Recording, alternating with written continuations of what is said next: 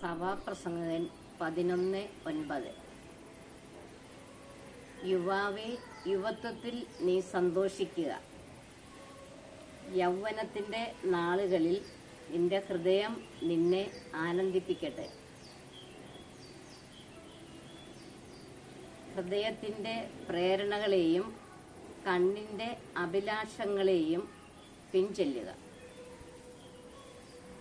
എന്നാൽ ഓർത്തുകൊള്ളുക, ഇവയ്ക്കെല്ലാം ദൈവം നിന്നെ ന്യായവിധിക്കായിട്ട് വിളിക്കും. മനസ്സിൽ നിന്ന് ആകുലത അകറ്റുക. ശരീരത്തിൽ നിന്ന് വേദന ദൂരീകരിക്കുക. യുവത്വവും ജീവിതത്തിന്റെ പ്രഭാതവും മിഥ്യയാണ്. ഒന്നുകൂടെ സഭാപ്രസംഗകൻ 11:9. യുവാവേ, യുവത്വത്തിൽ നീ സന്തോഷിക്കുക. യുവാക്കളെ കുറിച്ചുള്ള വചനമാണ് ദൈവം നമുക്ക് തരുന്നത്. യുവജനങ്ങൾ ഇന്ന് വളരെയധികം വഴിതെറ്റി പോവുകയാണ്. നമ്മൾ അവർക്ക് വേണ്ടി വചനം പറഞ്ഞ് ആത്മാർത്ഥമായിട്ട് ദിവ്യബലിയിൽ സംബന്ധിച്ച് അവർക്ക് വേണ്ടി പ്രാർത്ഥിക്കാം. അവരും ബലിയർപ്പിക്കാൻ ദേവാലയത്തിലേക്ക് കടന്നു വരികയും ബലിയർപ്പിക്കുകയും ചെയ്യണം. ഈശോയെ സ്വീകരിക്കണം. അവർ വഴിതെറ്റിപ്പോകരുത്. അവർ തെറ്റായ സ്നേഹബന്ധത്തിലോ പ്രേമക്കുരുക്കുകളിലൊന്നും പെടാനിടവരുത്തരുത്. അന്യജാതിയിൽപ്പെട്ടവരുമായിട്ടുള്ള സ്നേഹബന്ധത്തിലും വിവാഹബന്ധത്തിലൊന്നും ചെന്നുചേരാൻ ഇടവരുത്തരുത്. അതുപോലെ കഞ്ചാവ്, മയക്കുമരുന്ന്, മദ്യപാനം, വ്യഭിചാരം, മധുരോത്സവം, ഇതിലൊന്നും അവർ ചെന്നുപെടാതെ അവർക്ക് വേണ്ടി ആത്മാർത്ഥമായി ഉപവസിച്ച് നമുക്ക് പ്രാർത്ഥിക്കാം.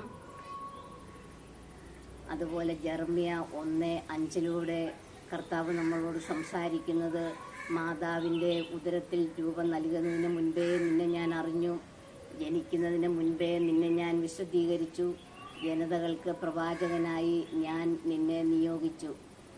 വിശ്വാസത്തിലും വിശുദ്ധിയിലും വിജ്ഞാനത്തിലും വളർന്നു വരുവാനും കുടുംബങ്ങൾക്കും ലോകത്തിന് മുഴുവൻ ഒരനുഗ്രഹമായി തീരുവാനും നമുക്ക് യുവജനങ്ങൾക്ക് വേണ്ടി പ്രാർത്ഥിക്കാം. ആയുസ്സും ആരോഗ്യവും ആത്മീയ ദാനങ്ങളും കൊണ്ട് യുവജനങ്ങൾ നിറയാൻ നമുക്ക് പ്രാർത്ഥിക്കാം. സങ്കീർത്തനം 119:11 കർത്താവ് നമ്മളോട് പറയുന്നു, അങ്ങേക്കെതിരെ പാപം ചെയ്യാതിരിക്കേണ്ടതിന് ഞാൻ അങ്ങയുടെ വചനം ഹൃദയത്തിൽ സൂക്ഷിച്ചിരിക്കുന്നു. സുഭാഷിതം 16:3 വീണ്ടും ഈശോ നമ്മളോട് പറയുന്നു, നിന്റെ പ്രയത്നം കർത്താവിൽ അർപ്പിക്കുക, നിന്റെ പദ്ധതികൾ ഫലമണിയും. യെശയ്യാ പ്രവാചകൻ 49:15-16 കർത്താവ് നമ്മളോട് സംസാരിക്കുന്നു, മുല കുടിക്കുന്ന കുഞ്ഞിനെ അമ്മയ്ക്ക് മറക്കാനാവുമോ? പുത്രനോട് പെറ്റമ്മ കരുണ കാണിക്കാതിരിക്കുമോ? അവൾ മറന്നാലും ഞാൻ നിന്നെ മറക്കുകയില്ല. ഇതാ നിന്നെ ഞാൻ എൻ്റെ ഉള്ളം കയ്യിൽ രേഖപ്പെടുത്തിയിരിക്കുന്നു. അപ്പോൾ ഈ യുവജനങ്ങളെ കർത്താവ് തൻ്റെ ഉള്ളം കയ്യിലാണ് രേഖപ്പെടുത്തിയിരിക്കുന്നത്.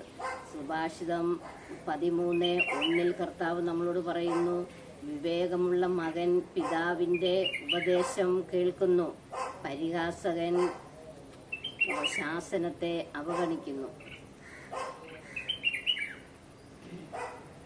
അതുപോലെ സുഭാഷിതം 24:6 പറയുന്നു, സത്യസന്ധമായി ഉത്തരം നൽകുന്നത് ചുംബനം നൽകുന്നത് പോലെയാണ്.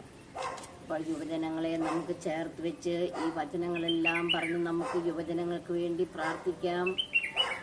അതിനുവേണ്ടി നമ്മൾക്ക് പരിശുദ്ധ അമ്മയോട് മാധ്യസ്ഥം തേടാം. പരിശുദ്ധ അമ്മേ, ദൈവമാതാവേ, ഞങ്ങളുടെ യുവജനങ്ങളെല്ലാം ഏറ്റവും അധികം വിശുദ്ധിയിൽ ജീവിക്കുവാനും ഞങ്ങളുടെ കുടുംബത്തിനും ലോകത്തിന് തന്നെയും ഒരനുഗ്രഹമായി തീരുവാനും അമ്മ മാതാവേ, ഞങ്ങളുടെ മക്കൾക്ക് വേണ്ടി യുവജനങ്ങൾക്ക് വേണ്ടി ഈശോയുടെ പ്രത്യേകം മധ്യസ്ഥം വഹിച്ച് പ്രാർത്ഥിക്കണമേ എന്ന് യാചിച്ചുകൊണ്ട്, നന്മ നിറഞ്ഞ മറിയമേ, സുസ്ഥി, കർത്താവ് അങ്ങയോടുകൂടെ സ്ത്രീകളിൽ അങ്ങ് അനുഗ്രഹിക്കപ്പെട്ടവളാകുന്നു.